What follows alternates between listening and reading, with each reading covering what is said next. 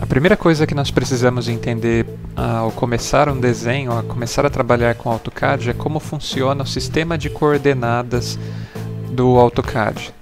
Então, a primeira coisa que nós vamos mencionar é que existe um sistema de eixos, um sistema de coordenadas embutido aqui no AutoCAD, né, e possui esse indicador aqui chamado UCS, né, que é Universal Coordinate System, ou seja, é um sistema de coordenada universal a partir do qual nós vamos estabelecer algumas referências para fazer o nosso desenho.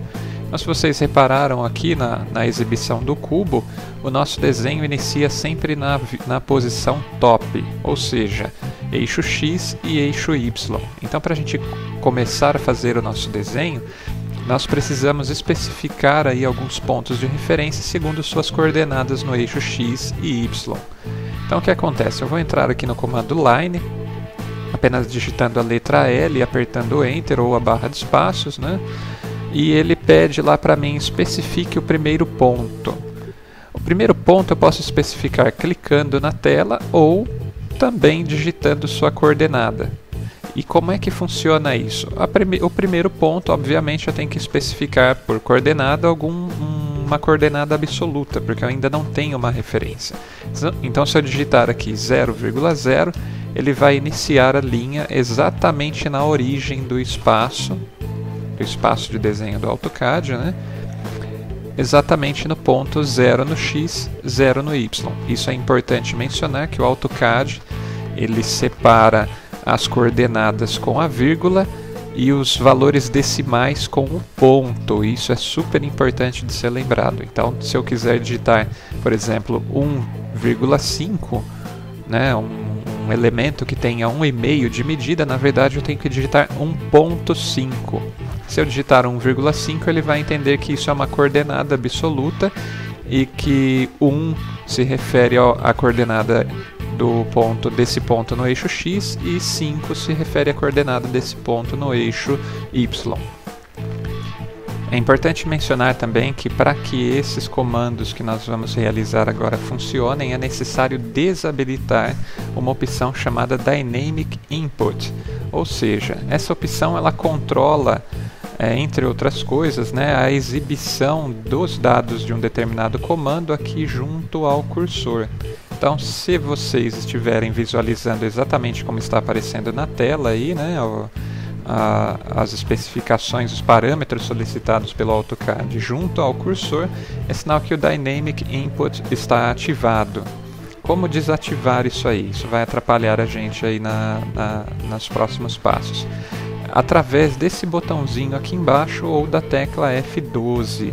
Então, apertando a tecla F12 ou clicando naquele botão, a gente desabilita a opção Dynamic Input, ou seja, ela vai ficar aqui acinzentada. Todas essas opções que estão azuladas estão ativadas, as que estão acinzentadas estão desativadas. Então, uma vez acessado esse comando aí, eu tenho a opção especificada, o primeiro ponto, eu tenho algumas opções diferentes para se trabalhar. Então, como é que funciona as coordenadas absolutas? As coordenadas absolutas eu vou especificar a coordenada do ponto sempre aqui em relação à origem do espaço. Então, o que acontece? Se eu quiser fazer aí um retângulo de 50 mm de comprimento por 30 de altura, como é que vai ficar essa coordenada? Primeiro de tudo, eu vou especificar um deslocamento no eixo X, a coordenada do ponto no eixo X. Então, vou especificar aqui 50, vírgula, para alternar para a coordenada no eixo Y, e vou digitar 0, porque esse ponto ele não possui um deslocamento, né, no eixo Y. Para prosseguir o desenho, fazer essa face, essa aresta direita, né, na vertical, eu teria que digitar a coordenada absoluta agora do vértice, né, do canto oposto aqui da diagonal oposta desse retângulo. Então, se eu quero um retângulo que ele com 50 mm por 30 de altura, eu vou ter que digitar a coordenada desse próximo ponto, que seria 50 no eixo X, porque eu não vou nem retroceder, nem avançar, e vou colocar 30 de altura.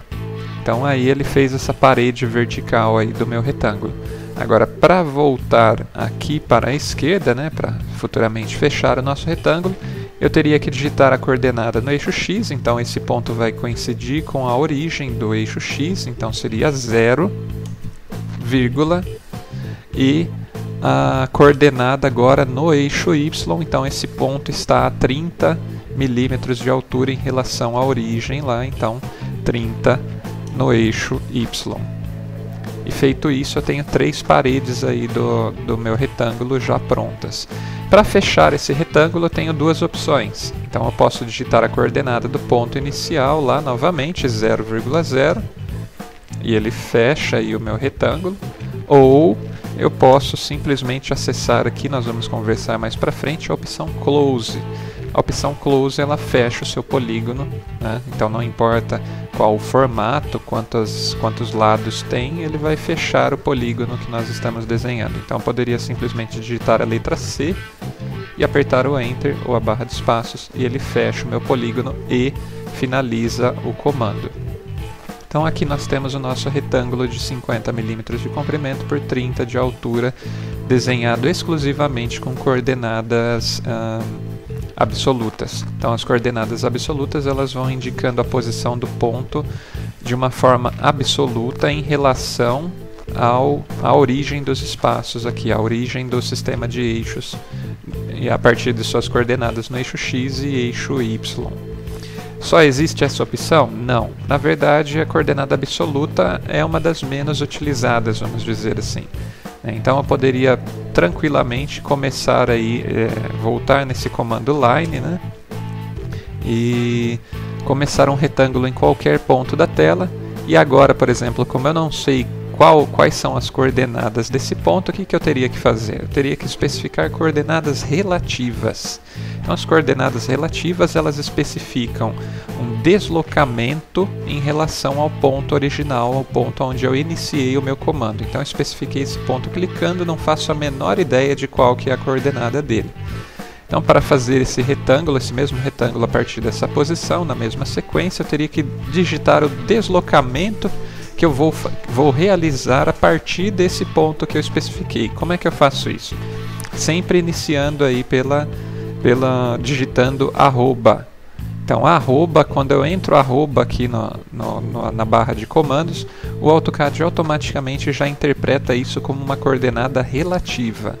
Então agora, a partir do momento que eu digitei arroba, é como se a origem do espaço estivesse aqui, exatamente nesse primeiro ponto. Então eu posso especificar um deslocamento no eixo X. Então qual será o deslocamento? 50 milímetros para a direita. E o deslocamento no eixo X, vírgula, né, separando as coordenadas sempre com vírgula, o deslocamento no eixo Y será 0.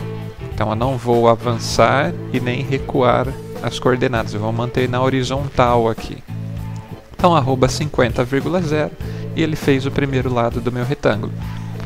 Agora, como esse é o último ponto definido, se eu for trabalhar com coordenadas relativas, novamente a referência será esse ponto aqui, esse endpoint dessa linha.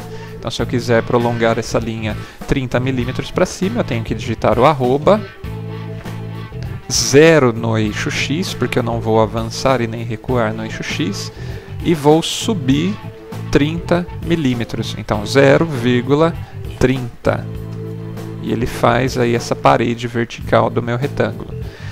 Agora vem uma parte interessante. E se eu quiser voltar, recuar essa medida? Então é sempre importante lembrar que o eixo X, à medida que você se afasta da origem, o valor dele, o valor dessa coordenada vai aumentando positivamente, né? Aumenta do 0 para cima.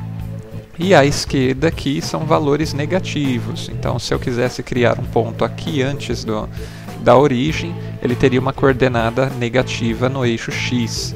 Então nós temos que pensar dessa forma aqui também nas coordenadas relativas. Então se eu estou me movendo contra a direção do eixo, então eu vou digitar arroba e eu vou dizer que eu preciso me deslocar 50 milímetros, né, 50 para a esquerda, ou seja, contra o sentido do eixo. Então eu tenho que digitar, na verdade, menos 50. E como não haverá deslocamento no eixo Y, vou colocar 0. E com isso ele fez aí o terceiro lado do meu retângulo. E obviamente agora eu posso utilizar a opção Close, eu posso especificar aqui, posso clicar nesse endpoint, ok? Então, uma outra opção também aqui, ó, cliquei no endpoint. A única diferença de especificar outra coordenada, né? Então vamos especificar outra coordenada aqui, arroba 0 no eixo X, porque não haverá deslocamento no eixo X, e menos 30, porque está se movendo contra a direção do eixo Y. Então 0, menos 30. E ele fecha ali o meu retângulo. A diferença entre utilizar a opção Close ou digitar a coordenada é que, como vocês perceberam, eu não finalizei o meu comando. Então eu ainda estou no comando line, eu poderia continuar fazendo segmentos aqui na tela, né, no nosso desenho.